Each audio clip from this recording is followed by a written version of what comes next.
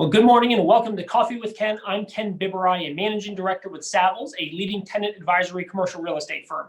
We are in week 44 of social distancing as a result of the COVID-19 pandemic and less than 1 week from the presidential inauguration.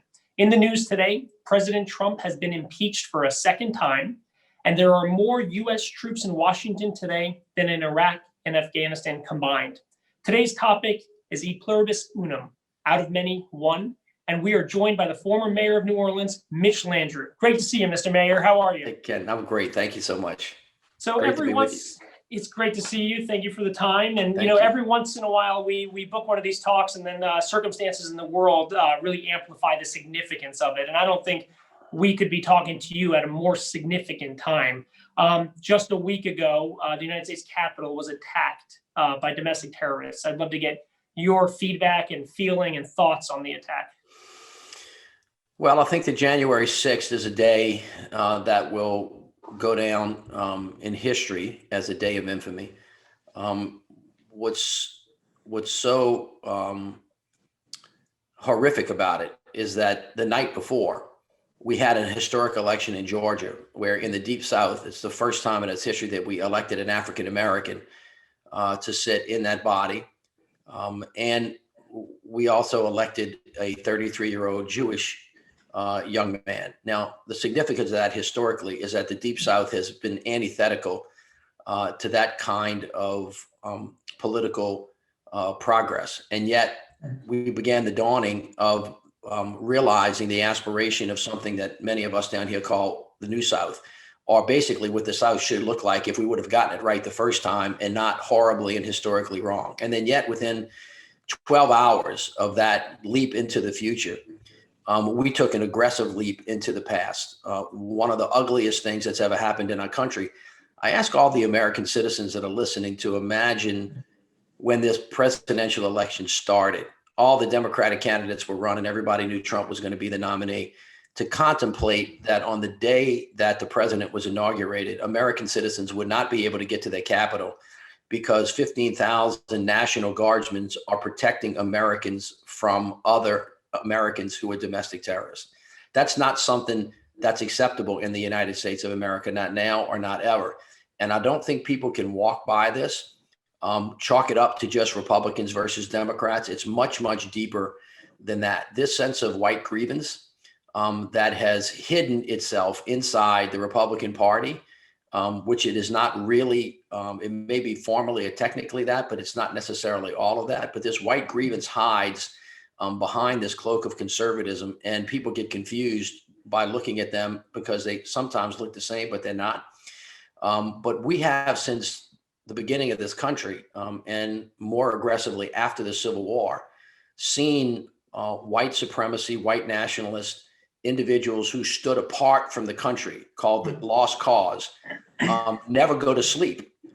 They've never gone away. They've been with us, and there have been many other instances like this in the country. This is not the first time. It's certainly the first time it's happened on the national level, but it's happened many times in Deep South states when there were transitions of power. This is very dangerous. It is antithetical to who we are as Americans. It is something that has to be looked at very squarely. And I really want to kind of hold the FBI and the federal law enforcement officials and other law enforcement to task on this. This notion of white supremacy and domestic terrorism has been on the radar screen for quite a long time. We've known about it, but we have not done anything about it because for some reason in this country, and we have to really look at ourselves, particularly white people, why we are so reticent to say that other white people can be very, very dangerous, and why we're so quick to think that almost all Black people absolutely are dangerous. And when you see the world that way, that is an answer to the different response that you saw in the way that we police the Black Lives Matter movement and the way that we laid down on not policing, not doing just the basic stuff when these individuals came to the mall last week. It wasn't as though law enforcement didn't know about it. It was actually telegraphed, and it wasn't just telegraphed on the internet in dark spaces. It was spoken of openly and clearly, and it was spoken about by some of our leaders who purport to represent the United States of America, not the least of which has been the president of the United States. And so when you sit back for a second and you just simply say this, that last week, a group of Americans who were domestic terrorists assaulted the sanctuary of democracy and tried to destroy our government at the request of the President of the United States.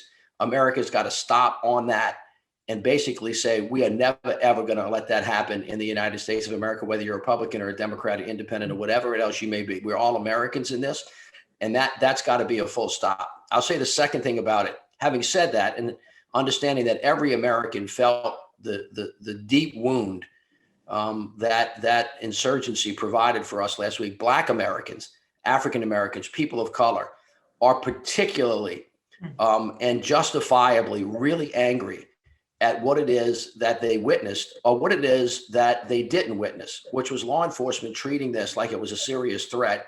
And yet time and time and time again, having to confront police about over policing, not policing in the right way, not using use of force appropriately.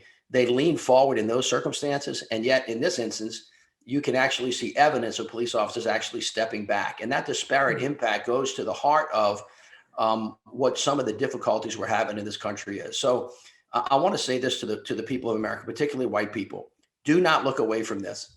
Do not look deeply into what happened, how it happened, why it happened, when it began, who helped it, and whether or not this is who we want America to be. Because people say this is not America. Well, I think if we're being hard on ourselves, like you should be when something catastrophic happens, you have to say, well, no, actually, this is kind of what America has become, or a piece of what we've become. And if we don't like this, then we have to change it. And I would really submit to all of my fellow Americans out there, Black, white, brown, yellow, but particularly the white people of America, we got to really stop and examine how we got this way, where this implicit bias is embedded in our institutions, how it's caused us to act and how it's caused us not to act, and then reorganize ourselves around the principles that we want to do something differently, or this seed of hatred, which has been with us for a long time, will eventually crush us. And we will cease to exist as a democracy in the republic that we want to be. So the history of this goes way back. And so much of it is recognized in Confederate flags, in monuments. Last week, we saw the Confederate flag being run through the United States Capitol in a way that even during the Civil War, that never happened. As mayor in 2017, you really led the charge on addressing the significance of monuments and taking them down. Talk a little bit about the symbols of hate and how we got here and why it's significant to address that and what you tried to do and why when you were mayor. Well, thank you for asking me that. It's tied directly to what happened on the Capitol steps the other day. These Confederate monuments were put up as a message to African Americans in the South that notwithstanding the fact that the Confederacy lost the Civil War, that cause was not lost, that cause of white people being superior to Black people was still in play. And even though they were not successful in destroying the United States of America, that they would still control the courthouses, the state houses, the steps, the laws, the criminal justice system. Those monuments were put up in reverence to that idea. Of course, we say that idea is antithetical to who we are. But the other day, you just saw these domestic terrorists who are descendants of the same individuals who thought this way, basically are continuing to push that cause. Now, to make people understand this, and Michael Harriot wrote a beautiful piece about this, back in the late 1800s, after the Civil War, this very same exact thing happened when Reconstruction came into place and African Americans ascended to positions of power in the South. We had 2 Black governors in Louisiana. There were congressmen and senators. And then after the 1876 compromise and the federal troops were withdrawn from the South, meaning the protection for peace, we basically had riots. And when there were transitions of power, there were white mobs that actually killed African Americans, white people who were on their side. And there were riots in the streets of New Orleans. As a matter of fact, one of the monuments that we took down, the monument to the battle, to the Liberty Battle, was actually a monument that got put up after there was an insurrection. But the monument wasn't put up to honor the multiracial police department that was hurt and many police officers killed. It was put up to reverence the Klan and the other folks that actually perpetrated the insurrection. And that's one of the 4 monuments that we took down in the city of New Orleans. And so there is a very direct connection between the two. Now, 4 years ago, obviously, we were way ahead of the curve on this. Dylan Roof killed 9 people at Mother Emanuel Church. That reference to me that there was something serious that has to be done to start rewriting the narrative and telling the whole history. And those monuments were up and were a lie, and they were instigating this sense of white superiority. So on behalf of the people of the city of New Orleans, and standing on the shoulders of many who went before me, and along with other people who helped, we decided that those monuments were not reflective of who we were as a city, and we dismantled them. Now, those monuments are just stone and metal. And if you just dismantle the monuments and you don't dismantle the idea behind them, I want you to hear Trumpism when I say this. And when I say Trumpism, I'm not talking about the standard conservative. We believe in small government. We believe in tax cuts. Even though we're hypocrites about this, we want to talk about debt now that we're not spending money. I'm not talking about that. There's a lot of room in our government to argue about right, left, middle. But the one thing that underpins this, that is hidden, that's been enabled, that's been given cover, is this sense of white nationalism and this white grievance that somehow the world is being taken away from white people. And instead of us figuring out how to love other people who look different from us, live differently, invite everybody into the tent, we feel like it's a zero-sum game. And since it's ours, we're not going to let anybody take it. And if they do, we're going to arm ourselves with guns and we'll stop them that way. That is not the idea of America. And the idea of America is based on the simple premise that we all come to the table of democracy as equals: white, black, brown, green, gay, straight, whatever. That's how this works. It doesn't work that you get the benefit of the doubt because you're white and you don't get the benefit of the doubt because you're black. That dog does not hunt in our America. So we often refer to COVID as an accelerant on so many topics we've been covering, right? And it's not just COVID, it's just, I think, time, and everything's moving so quickly. So on the one hand, you have what seems to be progress, right? You have the Pentagon now looking to rename bases.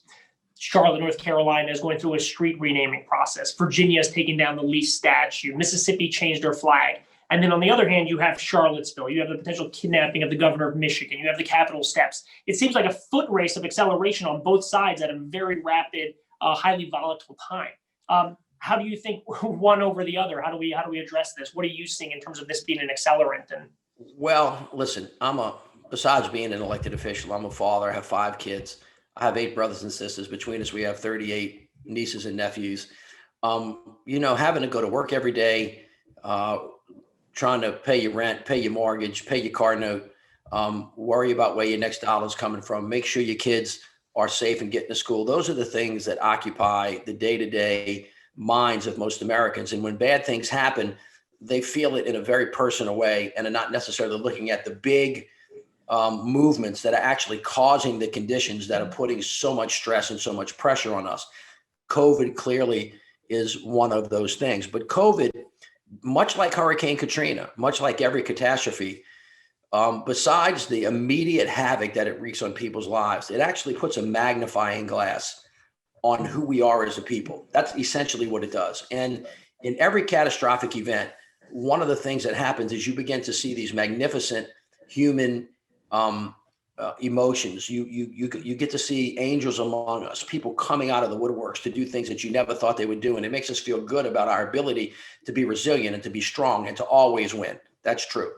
But it is equally true that you also put a magnifying glass on the horrible stuff and the way we really are: income inequality, the fact that COVID is hitting African Americans and Hispanics at a deeper rate, people dying, and it shows how we've gone wrong. Now, the challenge, besides getting through this and getting to the other side where we can have a healthier time, is to not let the ability to see this leave us without putting on our shoulders a very heavy responsibility to fix what it is that's broken, ask why it's broken, and how we get to a better place. And in some ways, COVID is symbolic of all the problems that we're having in the United States of America. And it's just making them more visible to us. We have a tendency, because we're so exhausted, just to want to get out of it, not go back and fix it.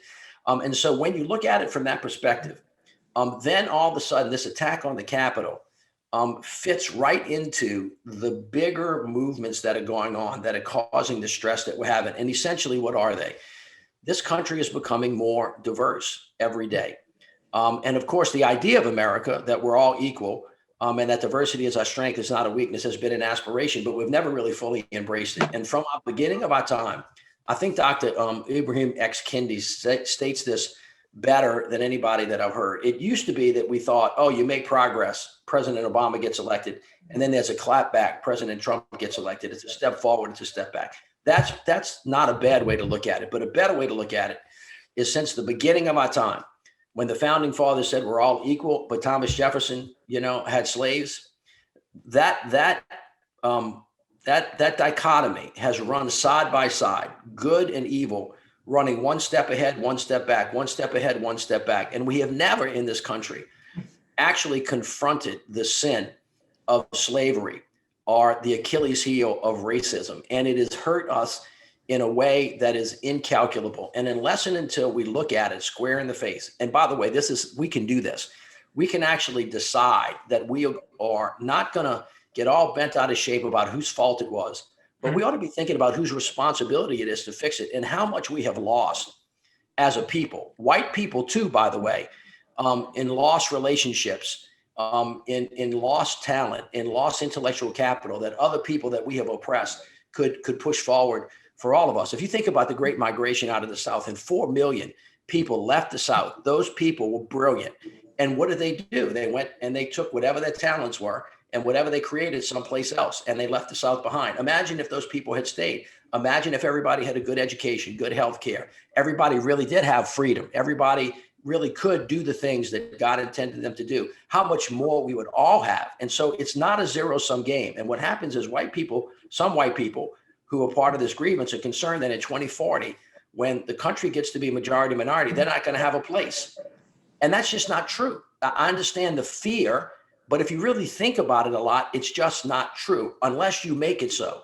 Yep. And this group this past week planted a big flag, and to a extent they succeeded with the help of some congressmen and at the instigation of the President of the United States to take our sanctuary of democracy. They got in there. And by the way, for people who are just thinking that it was domestic terrorists, you have to believe that agents of foreign governments were also embedded in that mob as well.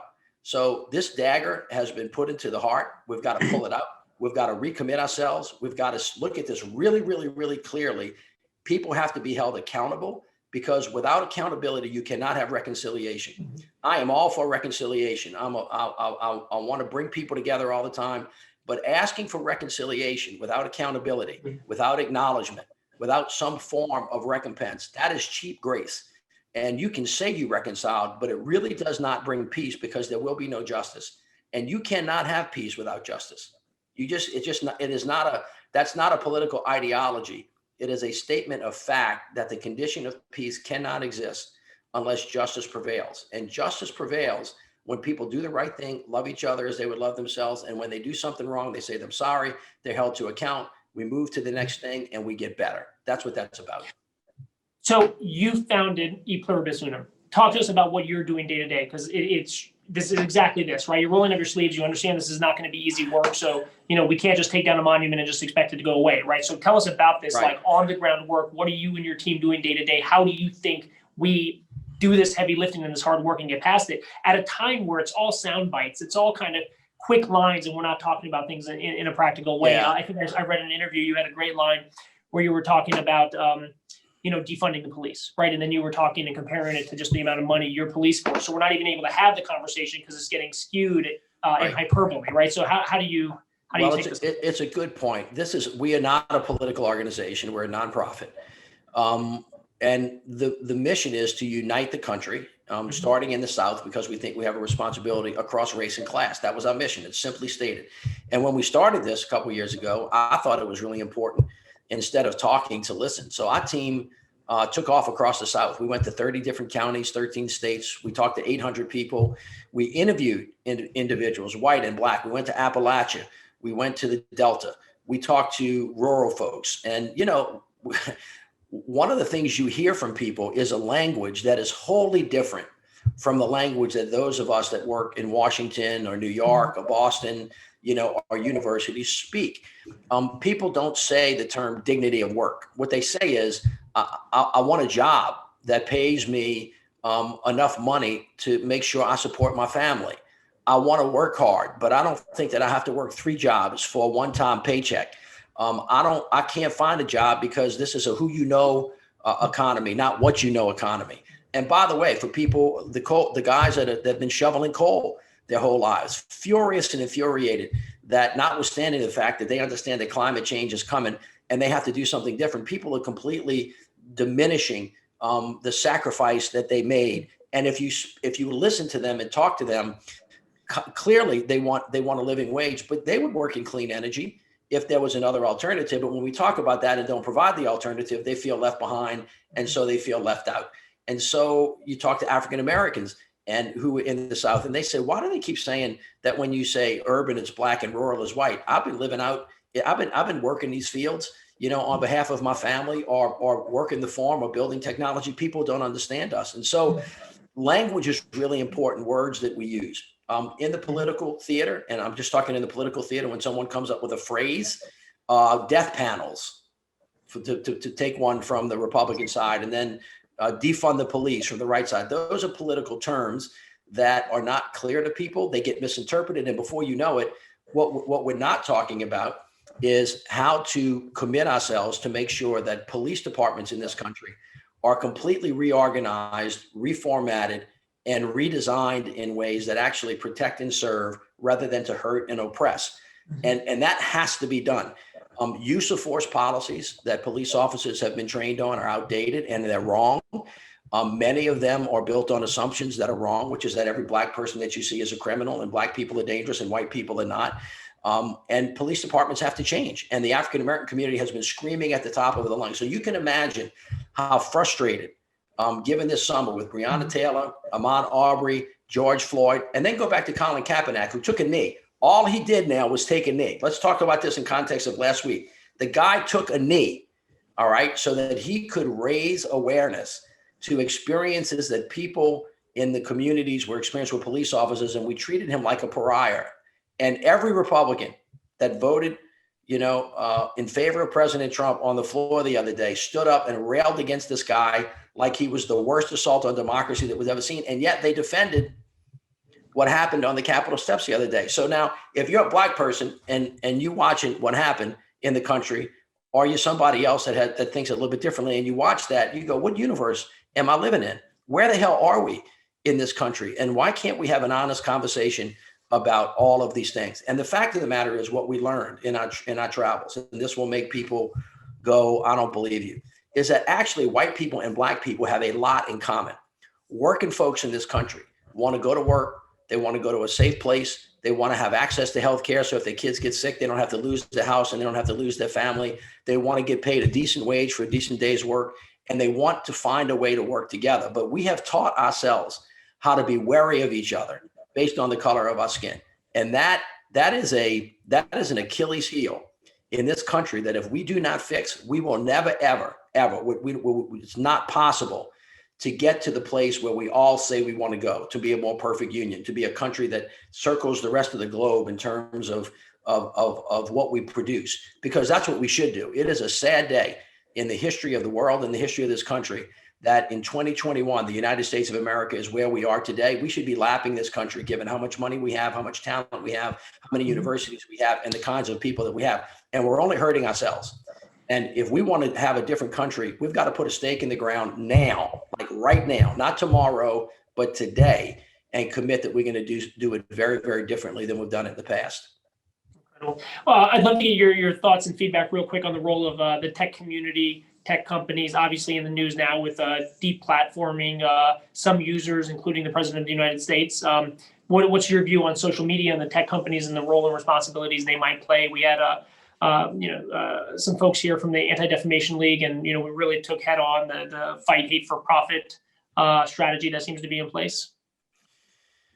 Well, tech companies are not unlike any other people who have had a lot of money and a lot of power in their lives. You're supposed to use it for good, and you're not supposed to use it for evil. It's not possible for you to take a kind of a neutral thing and say, well, we're just a medium and anybody can say anything they want. We can use our tools for good or for bad.